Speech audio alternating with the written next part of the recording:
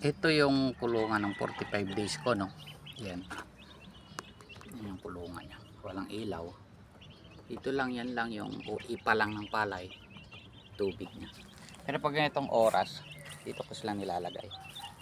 Kasi lamig na lamig sila eh. Lagi silang may cold stress sila eh. Yung lagi silang nilalamig. So pag umaga, lagi ko silang binibilad sa araw.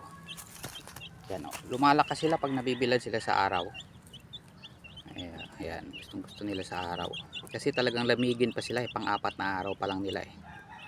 Sa 10 piraso, yan na lang natira, 7.